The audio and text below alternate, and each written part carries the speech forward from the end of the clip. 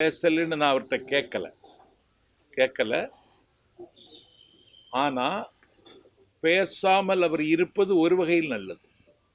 ஏன்னா திருப்பரங்குன்றம் சம்பவத்தை வைத்து குன்றம் எங்களுக்கு குமரன் எங்களுக்கு என்று சொல்லுகிறவர்கள் ஒரு கலவர அரசியலுக்கு கைகால் முளைக்க முடியுமா என்று யோசிக்கிறார்கள்.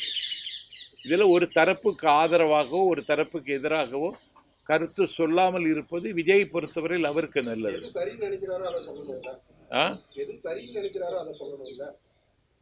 எது சரி, அமைதியாக இருப்பது ஒரு வகையில் நல்லதுன்னு நான் நினைக்கிறேன்.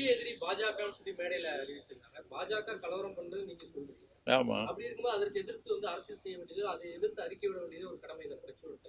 இல்ல கொள்கை எதிரின்னு அவர் சொல்லிட்டாரு.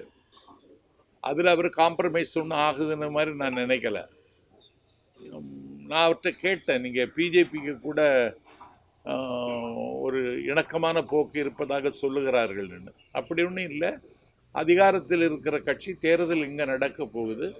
அதனால இதை கூர்மையாக விமர்சிக்கிறேன். அதற்கு நேரம் வரும்பொழுது பார்த்து கொள்ளலாம். சார், கடந்த மாதம் திராவிட வெற்றி கழகத்தில் தொடக்க கால கவுண்டர்கிட்ட தொடங்கி வச்சிங்க. இப்போ இங்கே ஜாயின் பண்ணியிருக்கீங்க. அங்கேயே சேர்ந்துருக்கலாம்ல நீங்கள்? அப்படி திராவிட வெற்றி கழகத்தில் என்னை கூப்பிட்டாங்க. சத்யா வர முடியாதுன்னு சொல்லிட்டு தான் வந்தேன்.